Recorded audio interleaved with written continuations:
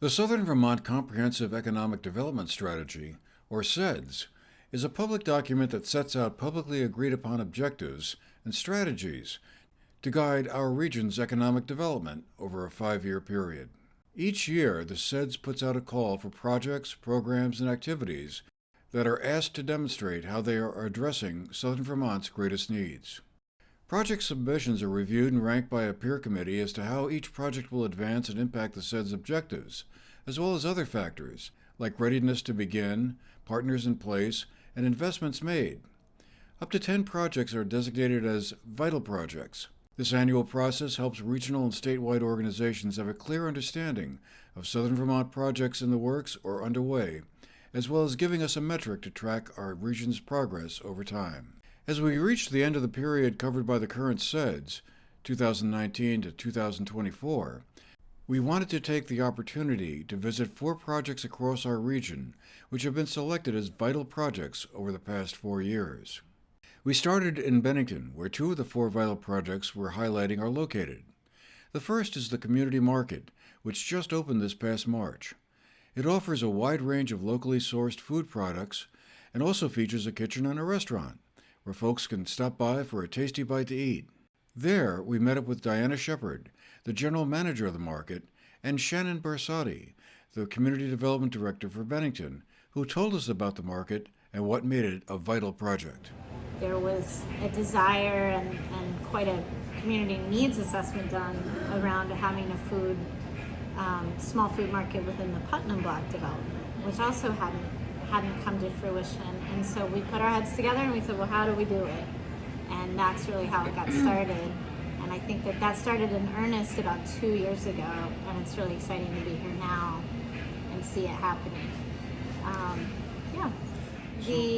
Both the job creation, there are now at least 12 jobs. 12 to 15. 12 to 15 and growing. I think that is an important piece, but also the larger mission of supporting regional agriculture and all of the small farms and food businesses that are in our really tri-state area, because here in Bennington County, we're just over the border from the Berkshires and from New York, and so we have There's quite a few local farms that are underutilized. And we're looking for a year-round destination because we have some wonderful farmers markets, but having a retail spot year-round that's open 7 days a week can be huge to support local businesses. So that I think is really a highlight of the project, and also the social mission to create more access to fresh food downtown in Bennington. Yes, it's my understanding Bennington's a food desert is what we've been That's right. trying to address. So it's offering and providing healthy food to local families. And I mean, where we're located, we're centrally located. There's a lot of people that walk around town. And I mean, the closest grocery store, and they're all clustered together, is a good 15 minutes away. So Exactly. I had a conversation. I'm sitting here and I'm looking at the window and I'm looking at Anytime Fitness, which is a local gym, and then just beyond that is an office that has an architect and engineer firm. And so one of the young guys that works there said that he's so excited because he works just a block away. He lives a block in the other direction, and this market is right in between him and his place of work and home, and that it's already improved his quality of life. So I think that's kind of a message too of drawing in some of the new residents in Bennington, young people who are moving here, who having really good quality food is an improvement to their life experience. well, also convenience, and being we have quite a few residents just right around here, people are looking, oh, I need some cream cheese, I need a lemon, I need a tomato. Yes. Just one-off things. I need some milk, and I don't want to travel across town to go get these items. We just want to be able to provide a location for these local farmers and producers to have their products available, because with the farmers markets, it's only available one day a week if the weather's good. So Right. this actually helps all of them a place to have their products available. I know all of our meat is local for right now. The produce is because it's not in season, but we do offer market essentials, things that you need to have, lemons, limes, bananas, things that we can't get locally. We still make sure that we have those accessible in the market. Exactly. And connection, I mean, there's more that's going to come too. I think having a community bulletin board, starting to do events here in this space that can happen, even after hours or towards the end of the day. Well, what I've seen a lot of is people are coming here to do their meetings. Yes. I mean, a lot. Yeah. They come and sit down. They're like, this is a great meeting space. It so is. They can use it for work. They can use it for family time. I happen to come across a little table and chairs, and it seems to be the hit of the market. My little kitty section. Space. The Yeah. kids are like, "You did this for me?" I was like, "Of course I did." Right. It's having a friendly meeting place is also, so it is serving in a lot of ways like the traditional, the country store. That's a Vermont tradition, and even though this is a new space, it already has a bit of that feeling. And then it was off to our next vital project destination, only a short distance away on Bennington's Main Street. The multi-phased Putnam Block project was launched in 2019 with a groundbreaking ceremony that marked the first phase of the project, revitalizing the former Hotel Putnam and other historic buildings in Bennington's downtown Four Corners, converting them into retail, commercial, and residential spaces. And now it's on to phase 2 of the project. Bill Colvin, the executive director of the Bennington County Regional Commission, and one of the key players in helping getting the overall project off the ground, gave us the overview. So the plan right now for phase 2 is to begin at the corner, working in this way with roughly 12,000 square feet to 14,000 square feet on the first floor, which would be consisting of 2 medical clinical office uses with Southwestern Vermont Healthcare and its partners. Most likely a emergent care center and possibly a dialysis center, although that remains in discussion. There would be 3 or 4 small retail spaces, liner spaces along the streetscape here, and then between 4 and 5, 40 to 60 units of housing on upper floors, with the potential for a 5th floor, top floor, to be for sale condominium units. The middle 3 floors for lease condominiums. Also important, there's an RFP out to do the remaining remediation, environmental remediation of the site here, including the excavation and removal off-site of TCE contaminated soils and the excavation and storage of PAH contaminated soils. Bob Stevens of M&S Development, whose Brattleboro-based firm is doing the feasibility work for the second phase, took it from there. We all knew going in up front that the goal was to make a substantial, catalytic investment in the downtown to help the town, to help kind of bring activity back to downtown, and therefore to make it attractive for workers and investors and business people to locate in Bennington. And so the group of the redevelopment group that came together all made equity contributions towards the project with an expectation of getting there. As we said, we hope to give you your money back, maybe with a little return, but it's not going to be, it is really a philanthropic investment. A lot of the reason that we were able to garner support for both the first project and the one that we're working on now is because you can talk about the cumulative effects of that. So, phase 1, as we call it, Putnam 1, the first project, the historic buildings have been renovated. They're not fully occupied. We still have some vacant spaces on the first floor, but even so, there's been a groundswell of changes in the downtown. This was the intent. It was to show that people are willing to make an investment to kind of bring, buildings that were in tough shape back into, like new condition. Move people to live downtown. People who live downtown spend money downtown. It has a direct economic calculation. That money circulates, it supports other businesses. And so since that's been completed, I think it was, we were in COVID, so 21, it's been at least 2 years since we've been finished construction. there's been a number of new investments in downtown. There's new restaurants and bars, and there's a branch bank that's relocated. So all of those subsequent investments are to some degree coming there because they have faith that I can build this or open up a restaurant or start a business, and I'll be successful doing that. And that's about activating a place and moving people down there and showing that we have a great restaurant that's about to come online, a great cafe that went into the new building, and all of that is spurring additional investment. And that's what that was really the purpose of the project, to show something that had been declining for 30 to 40 years, to show that it actually can come back, and other people can invest. And then it was eastward on Route 9, the Molly Stark Trail, to Wilmington, where we met up with Meg Streeter and Cindy Hayford, two board members of the Old School Community Center, located in the heart of Wilmington's downtown.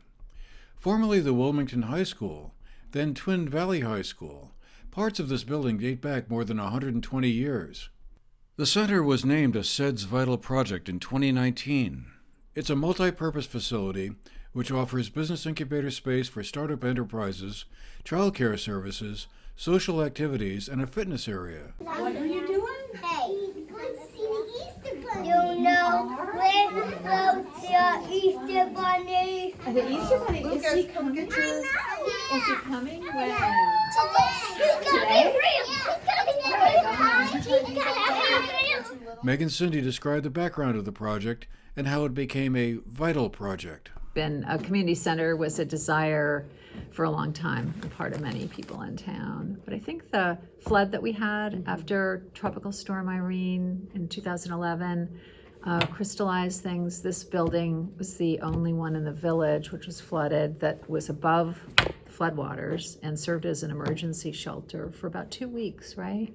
School was in session, was still happening here, but they let us use it as a emergency shelter, and that kind of jump-started a wish to do something with the building when it was no longer a school. And then FEMA did a number of community meetings, and really one of the number one priorities that came to the top of the list was a community center. Because we provide vital services in our town that aren't provided anywhere else, and most services are, to access them for our local residents, they have to go to Bennington or Brattleboro, which is 20 miles over mountains. And this is a unique project because there's an economic development side of it, but then there's also community center, recreation, services, educational side. So we were able to show that we have a number of startup businesses here. They had reasonable rents, and we were able to help.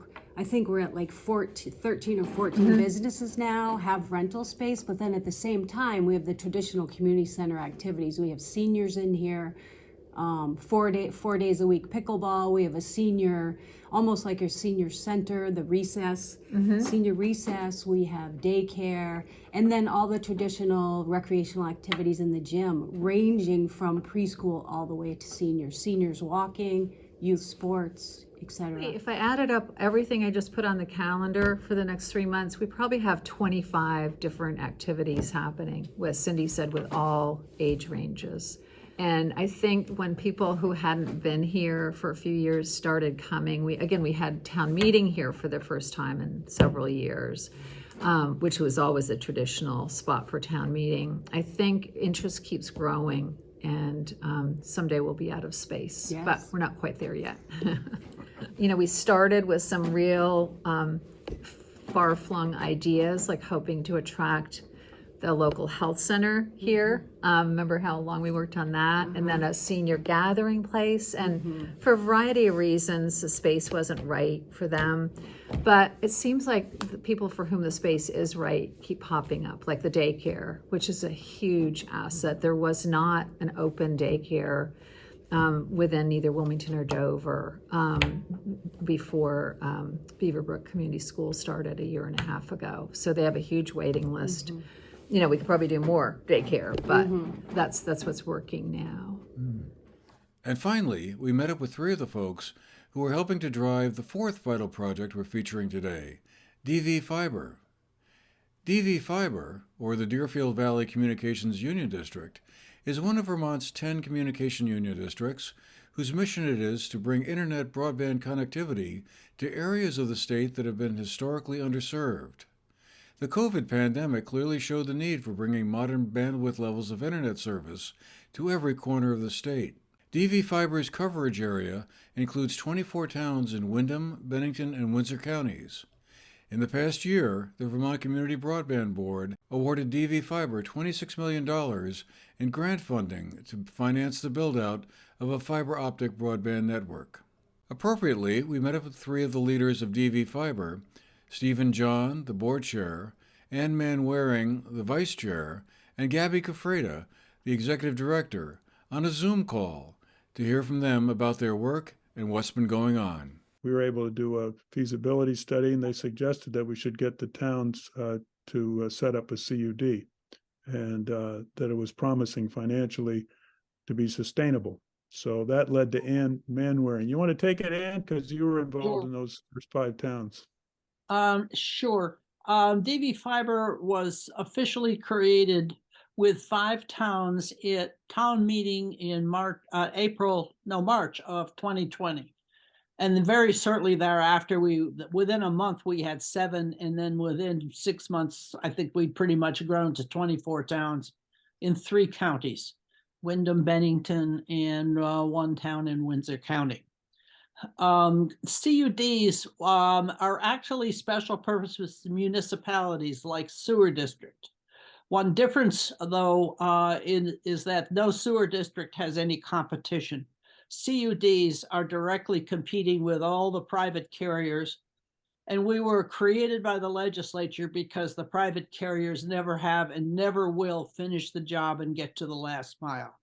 The CUD structure has a financial structure proven by the work that was done by the folks up in EC Fiber up around White River Junction in that area, that we can, through access to capital municipal markets, we can finish the job. It may take a long time, but there is a financial structure where we actually can complete the job through this mechanism. It was really quite an original way, and I believe we're the only state in the country that is using this approach. I think it will bring, resiliency to the area. I think, the COVID epidemic made it really evident that it's difficult to survive and exist without internet nowadays, particularly whether it's for use for telemedicine, whether it's for use for people's businesses, whether they are working remotely like I do full time, or whether it's for school or educational purposes. That having reliable, high-speed internet access is just like any other utility. It's like having a phone line. You need it now to be part of a community in the modern day. And like the secret sauce is, in my opinion, is that the board members genuinely have enjoyed and found rewarding the opportunity to work with each other and recognize their various talents and skills and get to know people in towns that we wouldn't have known otherwise, with the same drive to get everyone connected to high-speed internet. It's both aspirational and inspirational for those of us who volunteered the countless hours to see this through. That's the secret sauce. It's fun. It's volunteer work has to be rewarding, not financially, but otherwise. If you are working on a transformative project in southern Vermont, you are invited to submit it for consideration by the Vital Projects Committee. Look for a link to CEDS projects at the Zone website at sovermontzone.com. Submissions are collected through August of each year for ranking in the fall.